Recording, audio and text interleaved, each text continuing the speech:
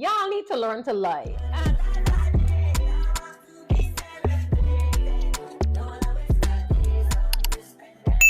Hey guys, what's up? What's going on? It's your girl Nika of Traveling with Nika, and I am back on your screen with another video.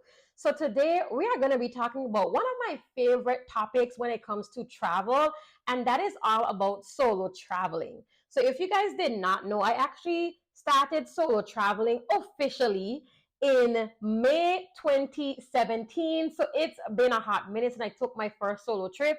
And my first solo trip was actually to New Orleans, in Louisiana. So I love solo travel. And ever since I took that first solo trip, I basically made a vow to myself that I was going to try to take a solo trip every single year. And I've definitely done that because I got places to be and things to see. And, not every time someone is going to be able to go with me, and that's okay. So I'm going to be talking about some of my favorite and most helpful solo travel tips to help you get started with solo travel. So let's get into it. One of the first things that I always recommend for anyone that wants to get started with solo travel is to first start branching out and doing things in their hometown. So I used to literally do things on my own, different activities. I was not afraid to do like a little staycation or go out to dinner by myself or go out to lunch by myself and things like that.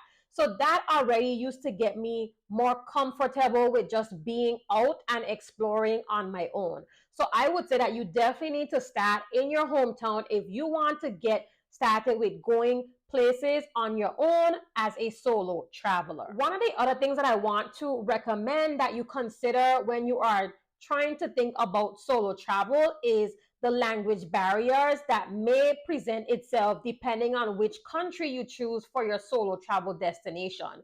So that kind of goes into another point as well.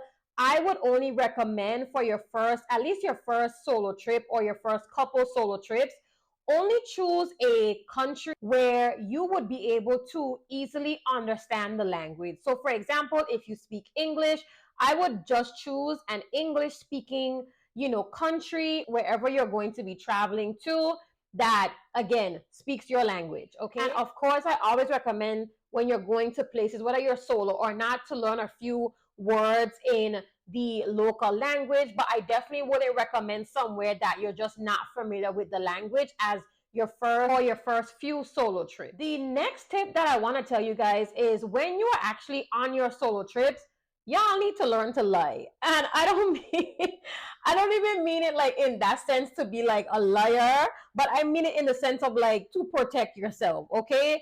Like you need to figure out what your story is that you're going to be, saying if people are kind of asking you like, "Oh, are you by yourself?" and things like that. You always want to make sure that you try to use like your common sense and trust your gut when it comes to solo traveling with, people kind of asking you if you're by yourself and things like that. Personally, for me, I literally never tell people that I'm solo traveling. I always have like my cover story and it changes by the trip, y'all. So I basically would be like, oh no, like my boyfriend's here for a conference or for a work trip and I'm just tagging along. So I'm out exploring on my own while he's at work. Or I would be like, let's say like I am wearing like a ring. I would be like, oh, my husband or blah, blah, blah, blah. Or, oh, it's a girl's trip, just the first to fly in.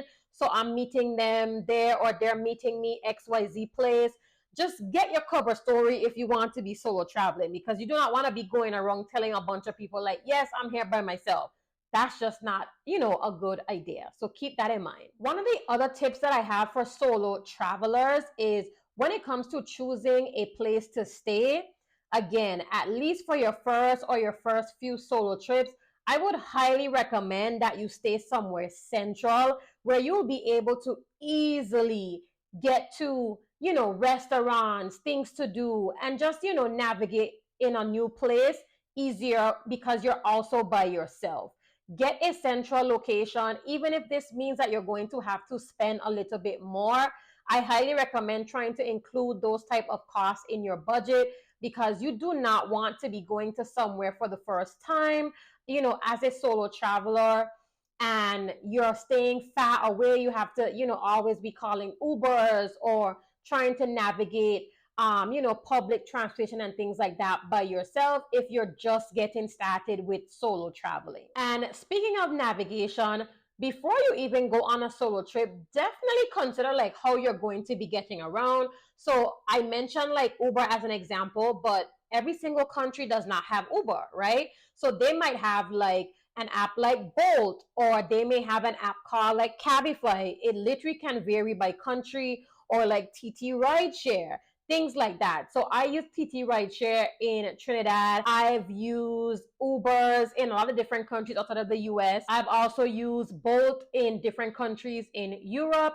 So it's not every single time that Uber might be the best option or Uber is even available. How do you want to be picked up from the airport? Are you pre-arranging, your pickup? How are you getting there? Are you hiring a personal driver? Is it a shuttle that your hotel is providing for you? Think about ways about how you're going to be getting around. When it comes to your tours, do your tours include pick up and drop off? Are you having to find your way to where the tours are going to be starting? Think about things like that when you are planning your solo trip to just minimize the headache when you actually get to your destination. The other tip that I have when it comes to solo travel is definitely to book tours that can be done in groups. So I'm sure 9 out of 10 times, if you are booking like some type of food tour or you're booking some type of city tour, you are definitely going to have someone else on that tour with you. So think about booking tours that it's kind of like a given, like other people are going to be joining these tours. So that makes you a little bit more comfortable. And you're able to also obviously meet other people that you are going to be on these tours with. So I definitely recommend to do some pre-arranged tours just so that you have an idea of what your itinerary is going to look like when you get to your destination and you're not trying to figure out things as you go along. Because if you're doing a solo trip, I definitely do not recommend trying to wing it per se, especially if it's going to be one of your first solo trips. Try to map out things and plan things in advance. So speaking of tours, you definitely want to create a general itinerary when you are doing a solo trip. And honestly, I'm an itinerary girl. If you guys have traveled with me, for any of my friends that are watching, y'all already know I am going to have a general idea of what I am doing in this country, especially if I am solo. I definitely will have things mapped out, okay? Because I want to make sure that when I share my itinerary with my loved ones and trusted individuals, that they know where I'm going to be. The other tip that I have when it comes to solo traveling is when you are booking your accommodations, 9 out of 10 times, they're not charging you extra for putting like 2 people on a reservation. So I would literally make your reservation for 2 people. And when you get to the hotel, ask for 2 keys as well as an additional safety measure. They don't have to know who your second person is going to be. Just ask for 2 keys. One of the other things that I do as a safety measure on my solo trips is that along with my itinerary, I put all of my information into that itinerary because that's pretty much like my holy grail. When I do share that with my trusted individuals, they have an idea of every single thing. So they would know like the company or the name of like the driver that I hired.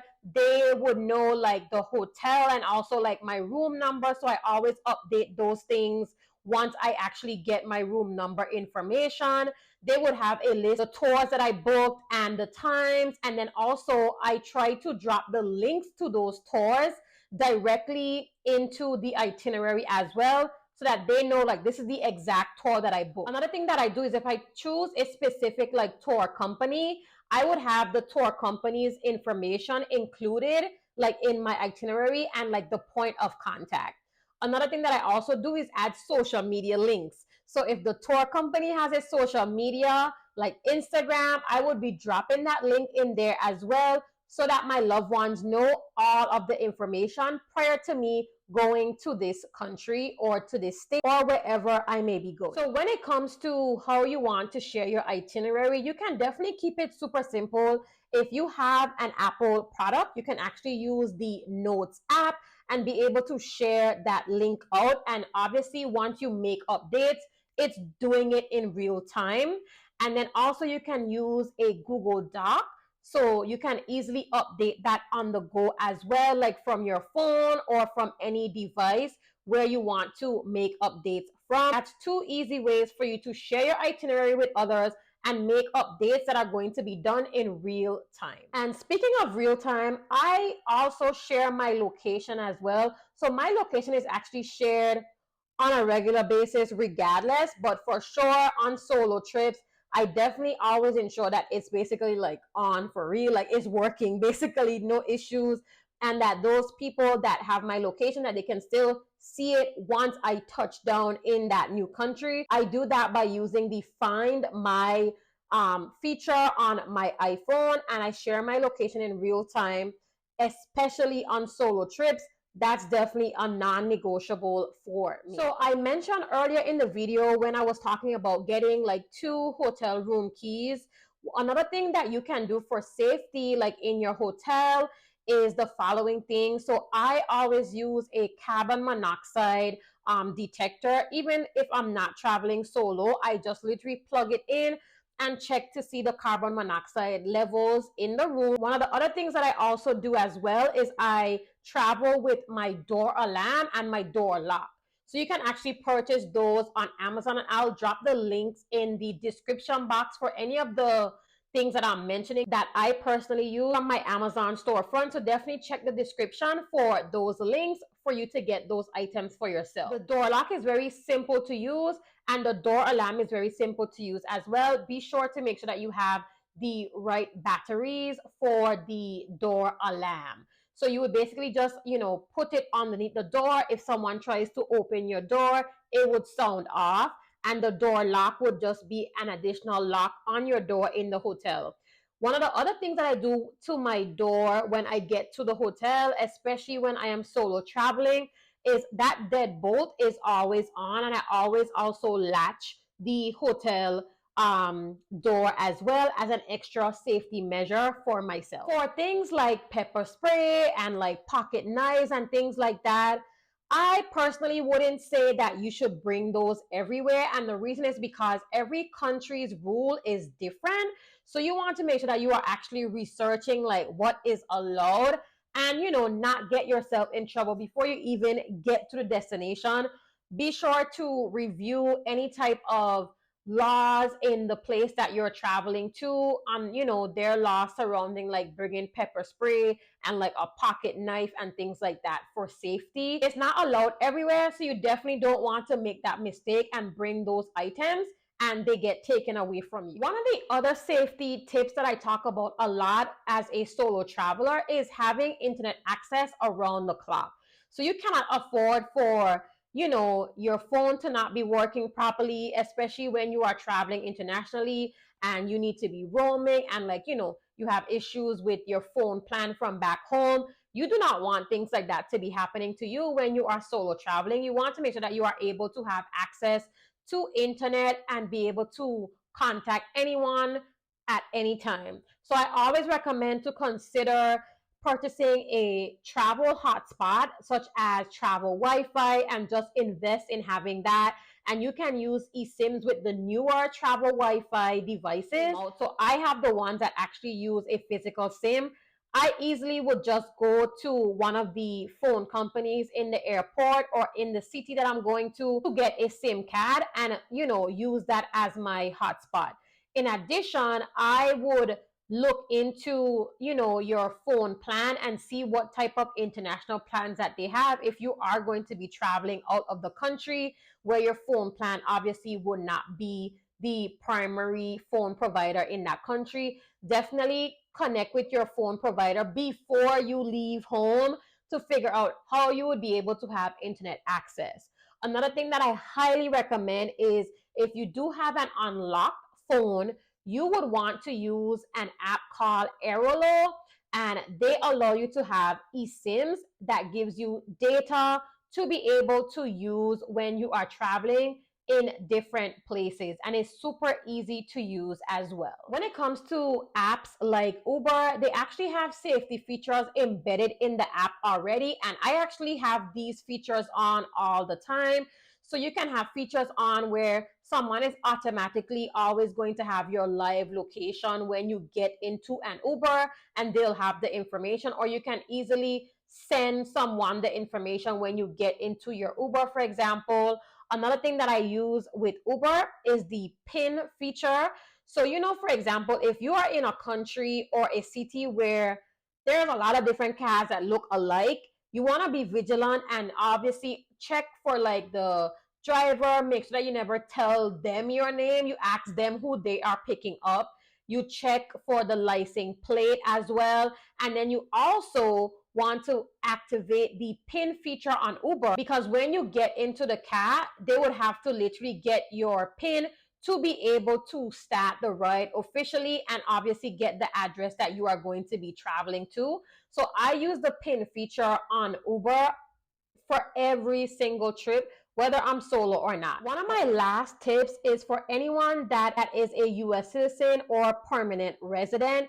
You can actually register all of your travel that's going to be international with the nearest US embassy in that city or that country using the Smart Traveler platform. So they do have an app, but you can also do it on the website, and it's super easy to use. I make sure that I enter all of my international travel to make sure that the US government go know their citizen is in this country at this time, and if something goes down, they're gonna be looking for me. Okay, I do not play that, especially when I'm traveling by myself.